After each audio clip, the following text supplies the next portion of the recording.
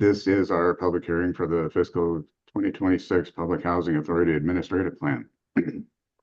A word about MBOC, excuse me. We are the statewide public housing authority in Montana, and we administer several programs funded by the Department of Housing and Urban Development, including Housing Choice Vouchers, Veterans Affairs Supportive Housing Program, or VASH, Main.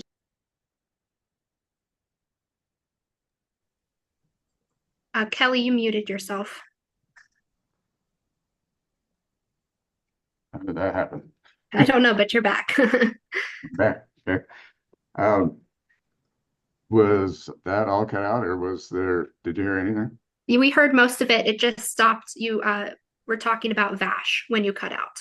Oh, okay. I was just going through a list of the programs that we do administer, VASH being one of them, the others, mainstream program, the emergency housing voucher program, and the moderate rehabilitation programs were the others, in addition to the housing choice voucher program. We are required by HUD to review our administrative plan annually and allow public comment, which is why we're here today. This year, we have the assistance of our contracted consulting firm, Community and Policy Advisors, and we'll be joined by Megan Brace, who will walk us through the changes in the plan here in a minute. And I just wanted to let everybody know that the meeting is being recorded, as you probably already heard.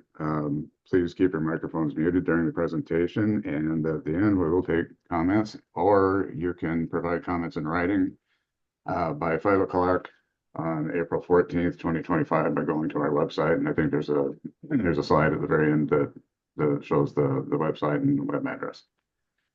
So with that, I'll turn it over to Megan. Great, thank you, Kelly.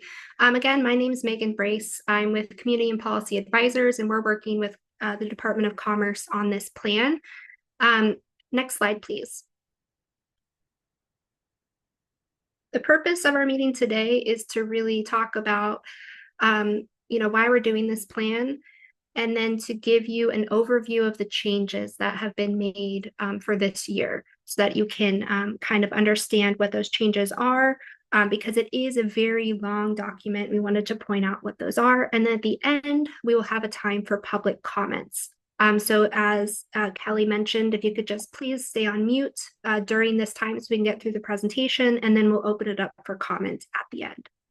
Next slide, please. So the PHA plan, what is it? It's a comprehensive guide for public housing agencies for their policies, programs, operations, and strategies for meeting local housing needs and goals. This is also Congress's way of ensuring that the PHA is accountable to the local community for the choices that it's making. That's part of the reason that we publish this document and we have these public input meetings to get your feedback and to hold us accountable for the choices that we're making. And the admin plan is an attachment with the discretionary policies, in this case, that Commerce chooses. Next slide, please. The annual plan talks about the accomplishment for the last year forward to the next 5-year plan, and indicates revisions or additions made in the last year. Next slide, please. So I'm going to take a few minutes to go through some of the substantial edits or changes that have been made. Some of these are, changes in federal policy that were implemented into the plan. We're going to highlight some of those, and then some of those are changes in Commerce's policy. So we'll highlight those as well. I do encourage you to look at the plan. I know it's long, but there is a lot of information in there. And if you have comments that you can't provide today, I'll also talk about how you can provide those as written comments. So some of the substantial edits include updating the Housing Opportunity through Modernization Act, or HOTMA, policies. There's a lot of changes that come along with that. There's changes in how income, assets, and deductions, are calculated. The changes in how income is calculated include that income calculations for annual reviews are based on the previous year's income. Most disability payments are excluded from income calculations. Student aid is not included in income calculations, and retirement account funds are not included unless they are withdrawn. Next slide, please.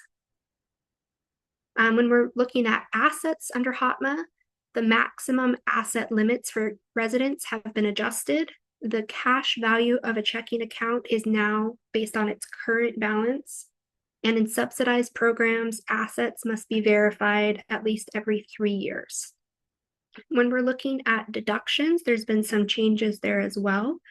An elderly or disabled family deduction has been increased $525, and it's adjusted annually for inflation. The dependent deduction has also been increased, this one to $480, and this is also adjusted annually for inflation. Auxiliary and attendant care expenses deduction was also increased from 3% of annual income to 10% of annual income. Next slide, please.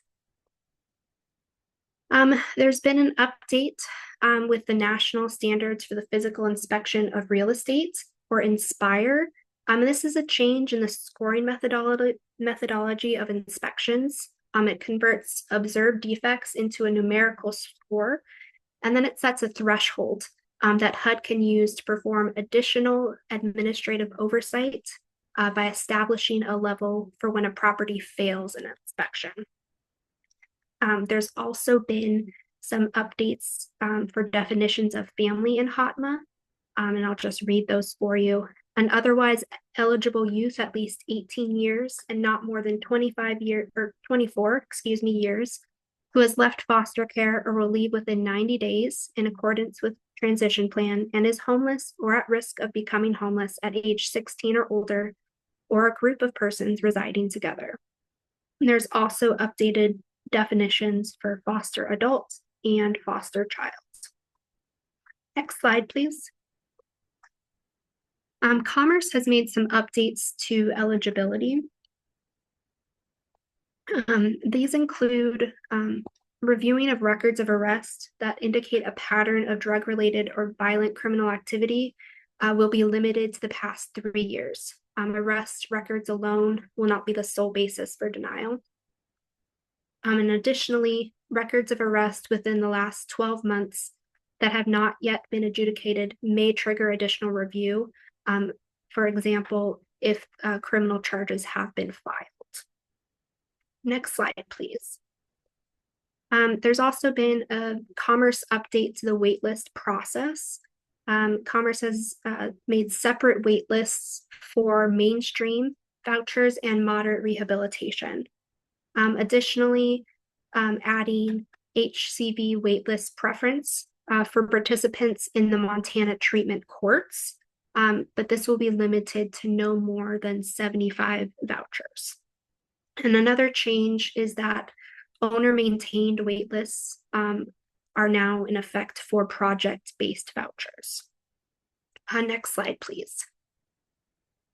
Commerce has also made some updates to the verification process. At this point, Commerce will accept other programs' safe harbor determinations of income at the time of annual examination. This can include temporary assistance for needy families, Medicaid, low-income housing tax credit, only if you're including source documentation, no self-certification with that, Social Security income, or other programs that are administered by the HUD secretary. Next slide, please. There's also been some updates to the VASH operating requirements. This is under new federal guidelines. There's new flexibility around verifying Social Security numbers. There are new requirements for PHAs to serve veterans up to the low income limit, such as 80% of the area median income. There is a new requirement to exclude VA disability income to determine income eligibility. And there is a new requirement for PHAs to accept self-certification of assets under $50,000. Next slide, please. Some more of these VASH operating requirements changes. There's new authorization for PHAs to apply reasonable accommodation exception, payment standards for HUD VASH without additional HUD approval.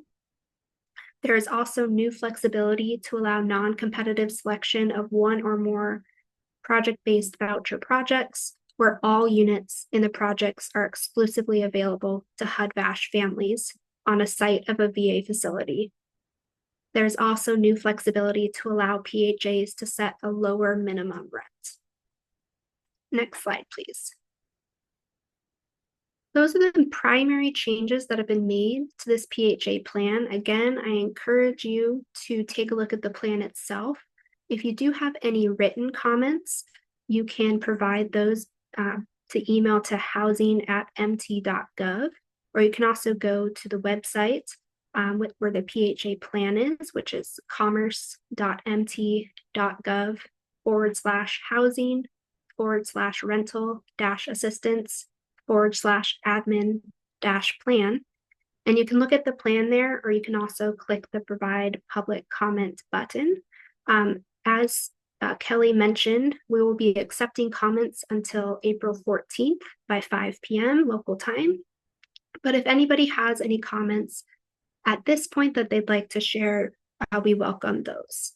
If you do have a comment, we just ask that you please state your name and if you are with an organization so that we can include that in our records.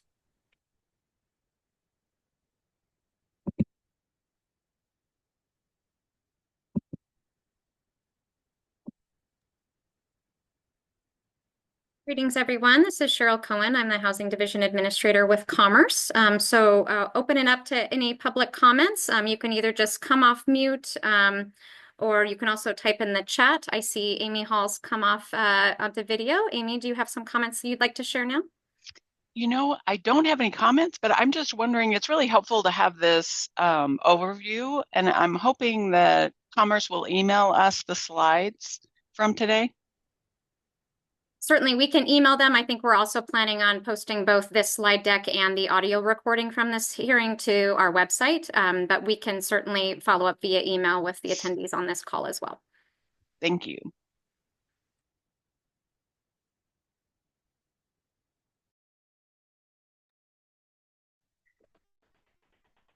I see Leah Rhodes is off on camera. Do you have any comments you'd like to add, Leah?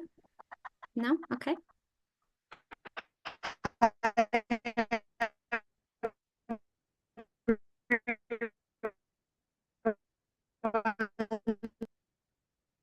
Leah. I think maybe you were trying to provide comment. Maybe we just lost her.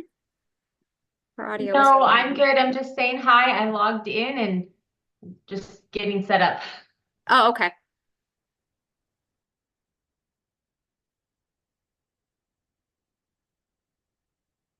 All right, we'll just pause for another minute in case anything comes to mind before we call the end of this meeting. And again, we'll post the hearing audio as well as the slide deck to the website and follow up. I see someone's posted a question in the chat. Do we have any update on the housing choice voucher waiting list freeze? So we are working with our contacts at HUD and reviewing our kind of cash position. We are a little hesitant to reopen the wait list and start issuing new vouchers until we have clarity about what our 2025 budget will be. So we are probably likely still in a holding pattern, for the next couple of months as we see what happens at the federal congressional level. But we are also waiting for HUD's response to the fair market rent reevaluation that we submitted to HUD in January. And HUD, per statute, is required to respond to that request for reevaluation of our fair market rents, which are the basis for our voucher payment standards in the month of April. So understanding what both our voucher payment standards can be based on FMRs as well as what our federal budget will be kind of the two main items that we'll be assessing before we reopen the wait list or start issuing vouchers.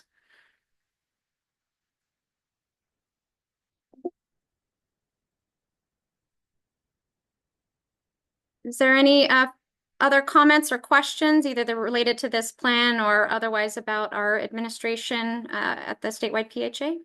I have one quick question.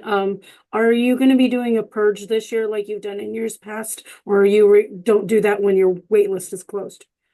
I I think we will likely still conduct a waitlist purge because it's best practice to keep your waitlist refreshed and pretty cleaned up. So one of the things we've discussed internally is we have a few options. So if we have the financial capacity to start issuing vouchers, we may start issuing vouchers for those that are on the wait list. We had completed a purge before we closed down the wait list last summer. We could also also do a purge before we reopen the wait list. But either way, I suspect we will do a wait list purge this calendar year. Carol, it looked like we had a question from Kelly Markwell. She asked, or they asked, do you have an update on the HCV waiting list freeze? Thank you. Thanks, Megan. I think I covered that. Did anybody else have any follow-up questions about the HCV waiting list freeze?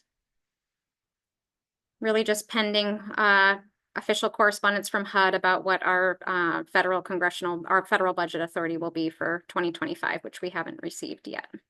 And I think, as many of you know, tracking things that are happening at the federal level, the House has passed a budget. There may be reconciliation process with the Senate.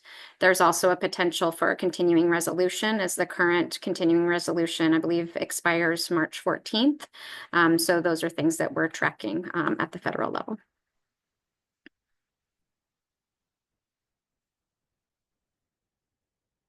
All right, seeing no other comments, we thank you guys all for your time, and we will follow up with getting this information out on the website and out to attendees, and we look forward to receiving your written comments. We want to be very thoughtful about the feedback we receive from the public, and we proceed. Thank you guys so much. Thank you, Cheryl. Bye-bye. Thank you. Thank you. Bye-bye.